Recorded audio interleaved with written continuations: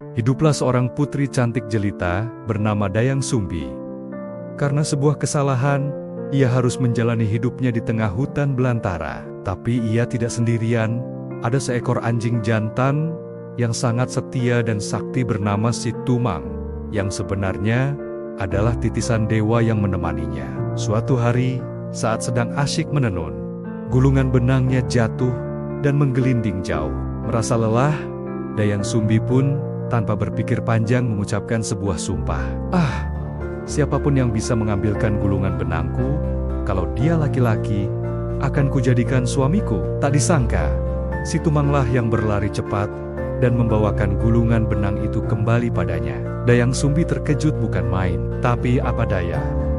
Sumpah adalah janji yang harus ditepati. Akhirnya, Dayang Sumbi menikah dengan Si Tumang, dan dari pernikahan mereka, lahirlah seorang anak laki-laki yang tampan dan kuat, yang diberi nama Sangkuriang. Sangkuriang tumbuh besar tanpa pernah tahu bahwa Si Tumang, anjing yang selalu menemaninya berburu, sebenarnya adalah ayahnya. Suatu hari, Dayang Sumbi ingin sekali makan hati rusa dan meminta Sangkuriang untuk berburu. Sangkuriang pun berangkat ke hutan bersama Si Tumang. Namun, hingga senja tiba, tak seekor rusa pun mereka temukan. Merasa putus asa dan tidak ingin mengecewakan ibunya, sebuah pikiran gelap melintas di benak Sangkuriang. Ia tidak tega pulang dengan tangan hampa. Dalam keputusasaannya, ia justru membunuh Si Tumang dan mengambil hatinya untuk dipersembahkan kepada sang ibu. Sesampainya di rumah, dengan bangga ia menyerahkan hati itu. Namun, naluri seorang ibu tak bisa dibohongi. Dayang Sumbi langsung tahu bahwa itu bukanlah hati rusa, melainkan hati Si Tumang, anjing kesayangannya, sekaligus suami yang ia cintai. Murka dan diliputi kesedihan, Dayang Sumbi memukul kepala Sangkuriang dengan sendok nasi hingga meninggalkan bekas luka. Merasa ibunya begitu kejam, Sangkuriang yang terluka hati dan fisiknya pun lari dari rumah, bersumpah tidak akan pernah kembali. Ia pergi mengembara, meninggalkan Dayang Sumbi yang larut dalam penyesalan.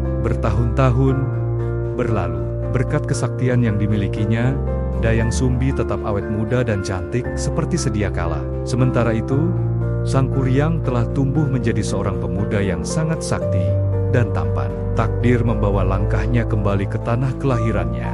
Di sana, ia bertemu dengan seorang wanita yang begitu mempesona hatinya. Tanpa ia sadari, wanita itu adalah Dayang Sumbi, ibu kandungnya sendiri. Terpikat oleh kecantikan Dayang Sumbi, Sangkuriang langsung melamarnya. Dayang Sumbi pun awalnya terpesona, namun ia merasakan sesuatu yang janggal. Saat tanpa sengaja ia melihat bekas luka di kepala pemuda itu, dunianya seakan runtuh. Ia sadar, pemuda gagah di hadapannya adalah Sangkuriang, putranya yang telah lama hilang. Untuk mencegah pernikahan terlarang ini, Dayang Sumbi pun mengajukan syarat yang mustahil. Ia meminta Sangkuriang untuk membuatkan sebuah danau dan perahu besar hanya dalam waktu 1 malam, sebelum fajar menyingsing. Tanpa ragu, Sangkuriang menyanggupi syarat itu. Dengan kesaktiannya, Sangkuriang memanggil pasukan makhluk gaib untuk membantunya. Mereka bekerja dengan sangat cepat. Bendungan mulai terbentuk, dan perahu besar hampir selesai dibuat. Melihat pekerjaan Sangkuriang hampir berhasil, Dayang Sumbi menjadi sangat cemas. Ia harus mencari cara untuk menghentikannya. Sebuah ide cerdas pun muncul. Ia membentangkan selembar kain sutra berwarna putih di ufuk timur, lalu memohon kepada para dewa agar fajar segera datang. Benar saja, kain itu bersinar terang seperti fajar yang mulai merekah, dan iam-iam jantan pun mulai berkokok. Para makhluk gaib yang membantu Sangkuriang menjadi panik. Mengira hari sudah pagi, mereka lari tunggang langgang dan menghilang, meninggalkan pekerjaan yang belum tuntas. Sangkuriang marah besar. Ia merasa telah ditipu mentah-mentah. Dalam puncak amarahnya, ia menendang perahu besar yang hampir jadi itu dengan sekuat tenaga. Perahu itu melayang jauh dan jatuh terbalik, lalu berubah menjadi sebuah gunung yang kita kenal sekarang sebagai Gunung Tangkuban Parahu. Sisa bendungan yang jebol membentuk Danau Bandung. Sangkuriang pun menghilang, ditelan penyesalan dan amarahnya sendiri.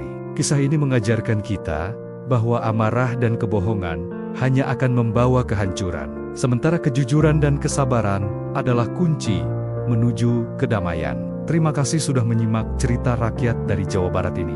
Jangan lupa untuk like, komen, dan subscribe, agar tidak ketinggalan cerita-cerita menarik lainnya dari kami. Sampai jumpa.